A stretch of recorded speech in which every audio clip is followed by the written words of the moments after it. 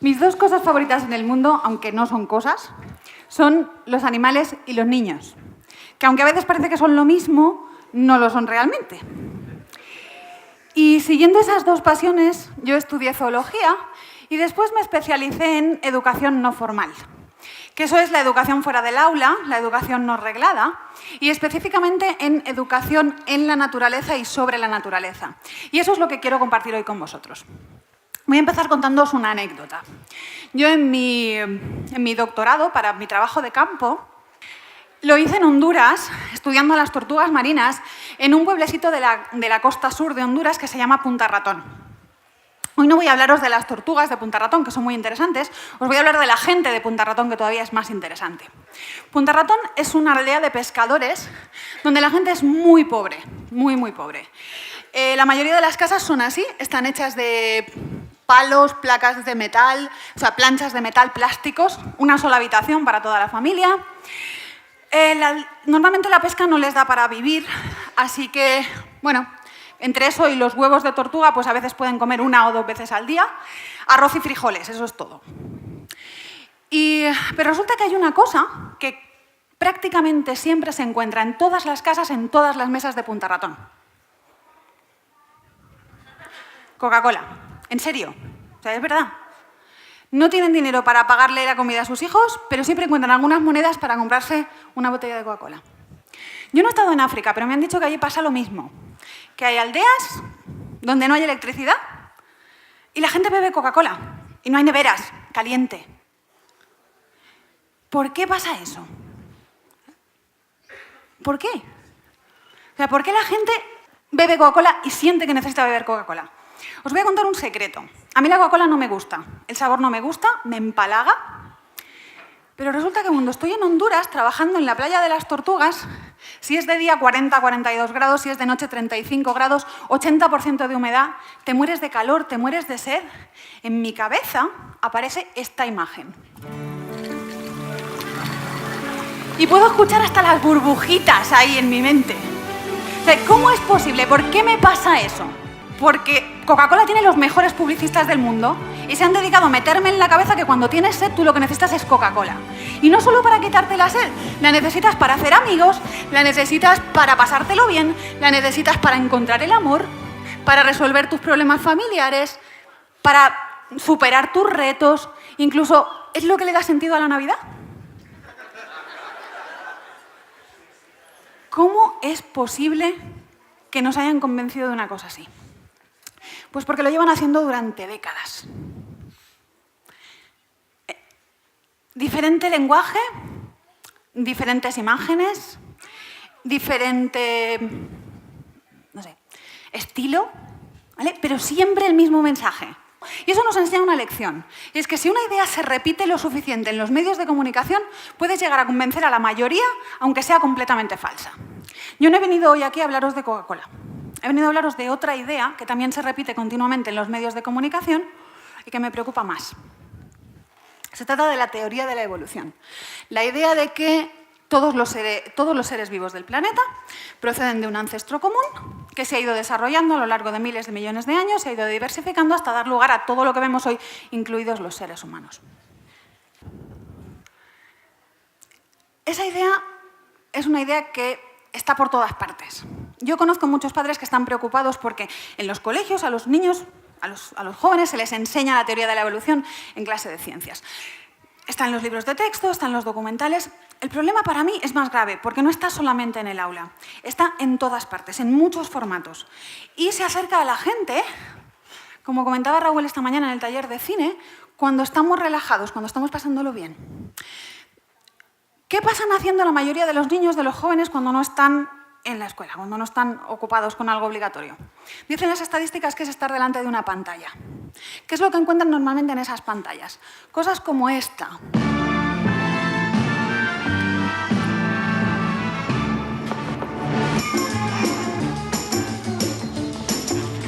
rhythm of life is a powerful beat. Puts a tingle in your fingers and a tingle in your feet. Rhythm in your bedroom, rhythm in the street. Yes, the rhythm of life is a powerful beat. And the rhythm of life is a powerful beat. Puts a tingle in your fingers and a tingle in your feet. Rhythm in your bedroom, rhythm in the street. Yes, the rhythm of life is a powerful beat. Flip your wings and fly to your daddy. Take a dive and swim to your daddy. Hit the floor and rock your daddy. Daddy, got the rhythm of life, of life, of life.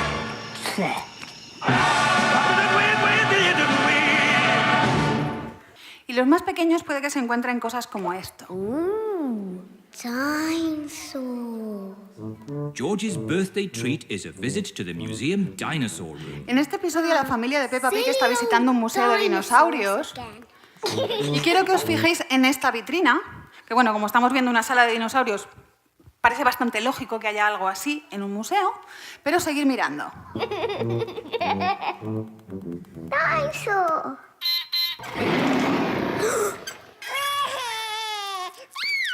Don't be frightened, George. It's not a real dinosaur.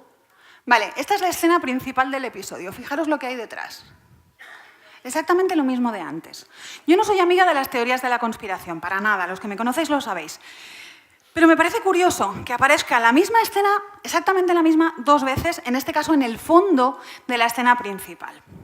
Aunque no sea algo intencionado, aunque no sea que los creadores de este episodio están intentando meter en la mente de nuestros niños subliminalmente la idea de la evolución, el panorama sigue siendo bastante desalentador. Porque si no es intencional, significa que la evolución se ha convertido en algo tan aceptado, tan natural en nuestra sociedad, que es cotidiano para nuestros niños, tanto si nos gusta como si no. ¿Qué podemos hacer para compensar, para contrarrestar, para mitigar el efecto de esto?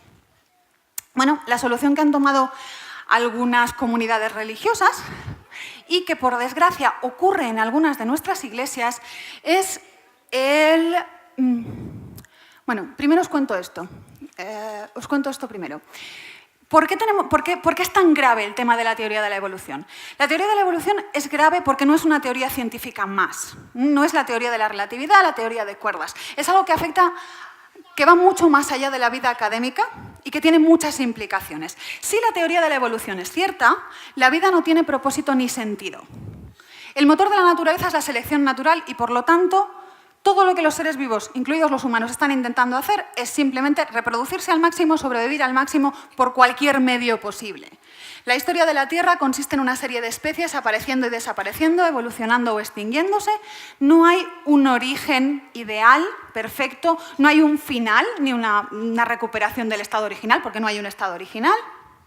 El ser humano es un accidente. Si las cosas hubieran ido de otra manera, podríamos tener otra especie dominante en el planeta o no tener ninguna. Y, por último, la religión y la ética son construcciones sociales que han servido para que nuestra especie llegue a donde está, pero nuestro cerebro podría haber inventado algo completamente distinto, mitos distintos, normas distintas que sirvieran para el mismo propósito. Estas son las ideas que se están metiendo en nuestra cabeza, en la cabeza de nuestros niños, de nuestros jóvenes, por la exposición continuada a la teoría de la evolución. ¿Vale? Entonces, ¿qué podemos hacer nosotros? Lo que os comentaba antes, ¿qué podemos hacer para contrarrestar, para mitigar el problema? Algunas denominaciones religiosas lo que han hecho ha sido, y en nuestra iglesia ocurre también, ha sido demonizar la ciencia. ¿Vale? Se iguala la teoría de la evolución con la ciencia en general y se asume que la ciencia es maligna, que la ciencia lo que pretende es engañarnos, por lo tanto se recomienda a los jóvenes que se alejen de la ciencia, que muestren una fe ciega en Dios, una fe ciega en las Escrituras, que no tengan nada que ver con la ciencia, y aquellos que hacen preguntas difíciles o aquellos que tienen dudas se les culpabiliza, no lo están haciendo bien. ¿Qué pasa cuando enfrentamos a la ciencia con la religión? ¿Qué clase de crucero es ese que va a hacer? Se llama el crucero del renacer. La Gaceta Cristiana le ha dado la puntuación más alta, 5 coronas de espino. Me gustaría que vinieras conmigo. Oh, mira, mamá, si fuera contigo sería la prueba definitiva de que tu Dios hace milagros. Tú te lo pierdes, será muy divertido, habrá de todo. Avistamiento de Jonás y la ballena, buffet libre en la última cena y mi actividad favorita, disparando con Dios. ¿Qué es disparando con Dios? Me da miedo preguntarlo. Uy, es algo fabuloso. Escribes tus pecados en un pichón de arcilla, lo lanzan al aire y tú lo pulverizas con una escopeta del calibre 12, cargada con el perdón del Señor. Francamente, mamá, me anima a ver los progresos que ha hecho tu grupo, dispuestos a navegar por el mar sin miedo a caeros por el precipicio.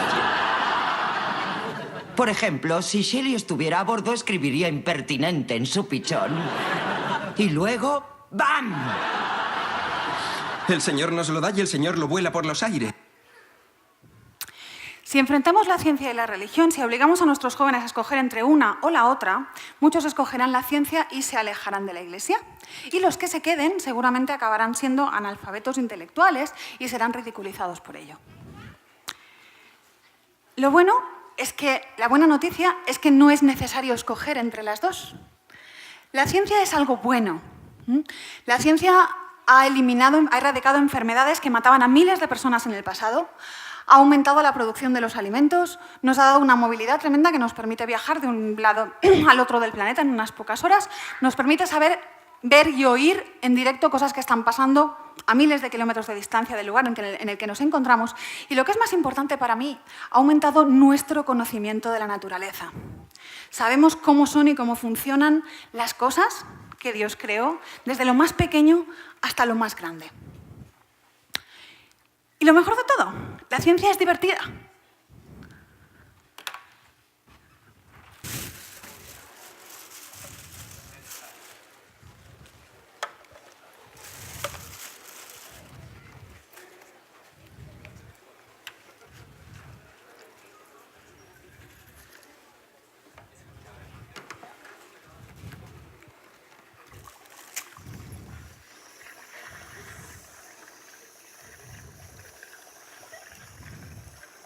¿Lo haces tú solo?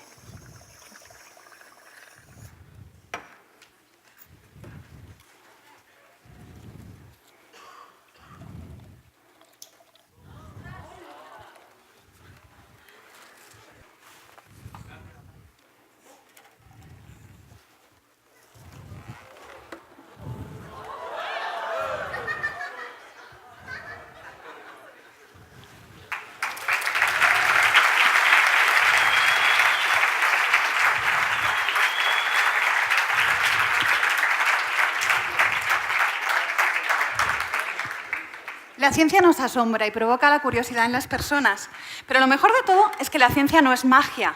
Esto que habéis visto aquí tiene una explicación. La ciencia nos enseña a estudiar lo que nos encontramos a nuestro alrededor, los fenómenos naturales, a buscar una explicación, a proponer y a comprobar si es cierta.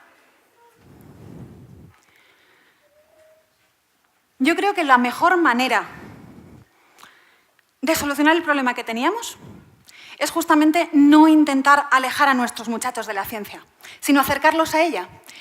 Y como la ciencia es el estudio de la naturaleza, la mejor manera sería intentar que se alejen de las pantallas y se acerquen a la naturaleza. Y eso no lo digo solo yo. Como veis en la pantalla, ¿la Biblia está de acuerdo conmigo? Pregúntale a las bestias, a las aves, a los reptiles, a los peces, y ellos te enseñarán que Dios es el creador. Romanos 1:20. El universo, las cosas creadas, nos enseñan los atributos de Dios. Y no hay excusa, está ahí. Elena White, en la educación, nos dice, en todas las cosas creadas se ve el sello de Dios. La mente, cuando está puesta en contacto con el milagro del universo, no puede dejar de reconocer que eso lo ha hecho Dios. Esto es muy largo, os lo resumo para los que no os gusta leer. Para los niños que aún no saben leer, que aún no pueden ser enseñados en un aula, la naturaleza puede ser un aula buena para ellos.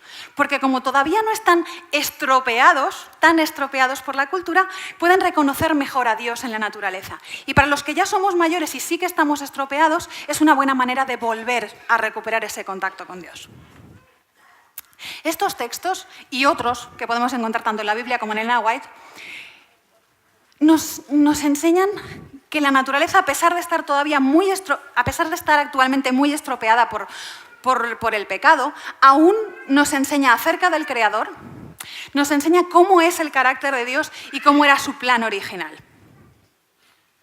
La naturaleza nos habla acerca de un Dios inteligente, de un Dios bueno y de un Dios creador. Pero para poder escuchar a la naturaleza hay que ir a la naturaleza. No la podemos escuchar en la distancia.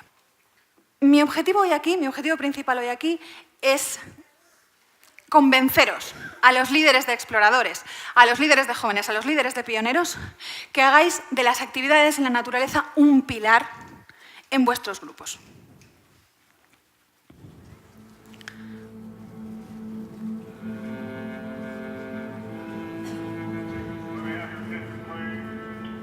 I didn't know what freedom was until it was taken from me. No sé si habéis visto, a mí esto me llegó por Facebook la semana pasada. Es un anuncio de detergente. Walk out that door and feel the sun on your face. Son los presos de una cárcel que explican lo importante, esto es solo un resumen, que explican lo importante que es para ellos las 2 horas al día que pasan al aire libre. Y lo horrible que sería que les quitaran tiempo de esas 2 horas al día que pasan al aire libre. Luego se les dice que hay un colectivo que pasa menos tiempo que ellos al aire libre al día. Y resulta que son los niños. En Estados Unidos los niños pasan menos de 1 hora, aproximadamente media hora al aire libre al día. Y es súper chocante para los presos saber que eso es así. Quiero convenceros de esto, como científica os quiero convencer con datos. Así que os voy a dar unos cuantos datos. En este libro, escrito por el periodista Richard Lowe, que es un especialista en infancia y naturaleza, él ha acuñado un término nuevo que es el trastorno por déficit de naturaleza. Y hay un montón de especialistas que lo están empezando a usar porque hay estudios que han demostrado que es algo cierto, que existe. Que la falta de naturaleza provoca en los niños problemas como obesidad, aumento del déficit de atención, disminución de la creatividad e incluso depresión. Si lo vemos desde el punto de vista positivo, este libro, Niños y Naturaleza, es el compendio de todas las investigaciones de la última década sobre el impacto positivo que provoca en los niños un contacto frecuente con la naturaleza. Cuanto más mejor, si es un contacto diario, mejor. Bueno, pues os resumo las conclusiones de este libro. El estar en contacto directo con la naturaleza hace que los niños mejoren su capacidad cognitiva y de concentración, el rendimiento académico, reduce los síntomas del trastorno de déficit de atención, aumenta la actividad física, mejora la nutrición. Resulta que los niños comen más frutas y más verduras si están en contacto con la naturaleza. Mejora la visión, se reduce la miopía. Mejoran las relaciones sociales, mejora la autodisciplina, se reduce el estrés y aumenta la responsabilidad ecológica. Todos estos estudios se han hecho con niños y adolescentes, pero estoy segura que si se hicieran con jóvenes y adultos el resultado sería el mismo. Imaginaros que os dicen que hay una píldora que tiene todos esos efectos y ningún efecto secundario. ¿No la tomaríais? ¿No se la daríais a vuestros hijos? ¿No se la recomendaríais a vuestros amigos? Bueno, esa píldora existe y está ahí fuera. Simplemente se trata de salir a la naturaleza a buscarla. Yo no os conozco personalmente a la mayoría de vosotros, pero estoy convencidísima de que os importan mucho vuestros jóvenes, vuestros exploradores, vuestros pioneros, porque trabajáis para ellos gratis todas las semanas y porque estáis aquí, en lugar de en cualquier otro sitio, pasando un fin de semana para formaros, para servirles mejor. La mayoría de vuestras actividades son en sábado, o muchas de ellas son en sábado. Fijaros lo que nos dice Elena White sobre el objetivo del sábado. ¿Para qué hace Dios el sábado? Fijaros, Dios nos dio a los hombres el recordativo de su poder creador a fin de que lo vieran en las obras de sus manos. Y nos dice, en el sábado, más especialmente que en los demás días, debemos estudiar los mensajes que Dios nos ha escrito en la naturaleza. ¿Por qué? Porque cuando nos acercamos al corazón de la naturaleza, Cristo hace que su presencia sea real para nosotros. ¿No es eso lo que queréis para vuestros chicos y chicas? ¿Que Cristo haga real su presencia para ellos? Pues aquí tenéis la receta, por lo menos una de ellas y una importante. Y si no sabéis cómo hacerlo, si necesitáis ayuda, estamos aquí para ayudaros. En España tenemos recursos en este área que muchos otros países de Europa les encantaría tener. En primer lugar tenemos Naturalia. Naturalia es una asociación que está creada y dirigida por gente que son adventistas convencidos, amantes de la naturaleza y expertos en un montón de áreas. Tenemos gente experta en animales, en plantas, en setas, en plantas medicinales, en paleontología. Todos los años organizan varios encuentros donde podéis acudir para formaros. Y si el problema por no acudir es económico, decirlo a la Iglesia, decírselo a Naturalia, decírselo al Departamento de Jóvenes, ¿vale? Porque como líderes necesitáis formaros en esas líneas y os vamos a ayudar. Desde el Instituto de Geociencia también estamos aquí para ayudaros. Si nos necesitáis, tenemos recursos, tenemos ideas, materiales que podéis utilizar. Y tanto Naturalia como el Instituto os podemos ayudar a organizar actividades por regiones para que vuestros muchachos, además de las actividades que podáis hacer de forma local, puedan aprender de la naturaleza con expertos. Quiero terminar enseñándoos el logo del Geoscience Research Institute, que representa la Tierra como creación especial de Dios. En el Instituto nos dedicamos mucho a trabajar en el conflicto entre creación y evolución a nivel académico. Pero para mí eso no es lo más importante. Y entonces, para recordarme eso a mí misma, que la creación es mucho más que una doctrina y que va mucho más allá de ese conflicto, yo le he añadido al logo en mis tarjetas ese texto. La creación para mí es algo mucho más abarcante y entonces no solamente hay que creer en ella, sino que es cree en la creación, piensa en la creación, enseña la creación, disfruta la creación, ama la creación. Para amar algo hay que conocerlo. Así que si queremos que nuestros muchachos amen la creación, si queremos que aprendan de su creador a través de la creación, si queremos que se hagan responsables de cuidar la creación, en su viaje por la Tierra, acompañados del resto de las criaturas, tenemos que sacarlos a ver la naturaleza. Gracias por escucharme.